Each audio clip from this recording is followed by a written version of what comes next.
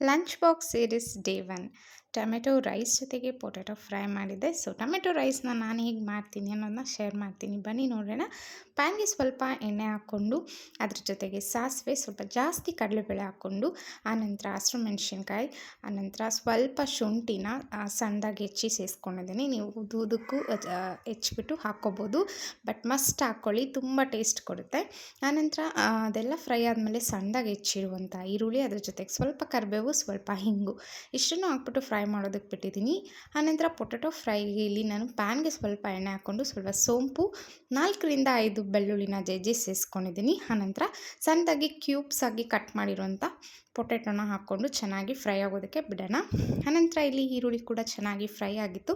ಇದಕ್ಕೆ ನಾನಿವಾಗ tomato puree, ಒಂದು 3 ಟೊಮೆಟೊನ ಪ್ಯೂರಿ ಮಾಡಿ ಸೇರಿಸ್ಕೊಂಡಿದ್ದೀನಿ. ಒಂದು 3 ಟೊಮೆಟೊನ ದಪ್ಪದಾಗಿ ಹೆಚ್ಚಿ ಸೇರಿಸ್ಕೊಂಡಿದ್ದೀನಿ.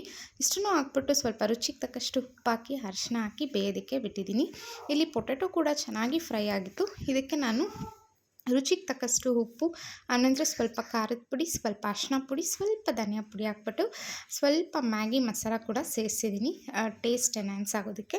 ಸೊ ಇಷ್ಟನ್ನು ಹಾಕಿ ಚೆನ್ನಾಗಿ ಫ್ರೈ ಆಗೋದಕ್ಕೆ ಬಿಟ್ಟಿದ್ದೀನಿ. ಇಲ್ಲಿ ಟೊಮೆಟೊ ಕೂಡ ಚೆನ್ನಾಗಿ ಕುಕ್ ಆಗಿತ್ತು. ಇದಕ್ಕೆ ನಾನಿವಾಗ ಒಂದು 2 ಟೇಬಲ್ ಸ್ಪೂನಷ್ಟು ಸಾಂಬಾರು ಪುಡಿ, 1 ಟೇಬಲ್ ಸ್ಪೂನಷ್ಟು ಧನಿಯಾ ಪುಡಿ ಇಷ್ಟನ್ನು ಹಾಕ್ಬಿಟ್ಟು ಮತ್ತೆ ಫ್ರೈ ಆಗೋದಕ್ಕೆ ಬಿಟ್ಟಿದ್ದೀನಿ. ಚೆನ್ನಾಗಿ ಎಣ್ಣೆ ಬಿಟ್ಟ ಮೇಲೆ ಒಂದು ಕೈ ಹಿಡಿಯಷ್ಟು ಕೊತ್ತಂಬರಿ ಸೊಪ್ಪು ಹಾಕಿದ್ರೆ ಸೂಪರ್ ಆಗಿರುವಂಥ ಟೊಮೆಟೊ ರೈಸ್ ರೆಡಿ ಆಗಿಬಿಡುತ್ತೆ.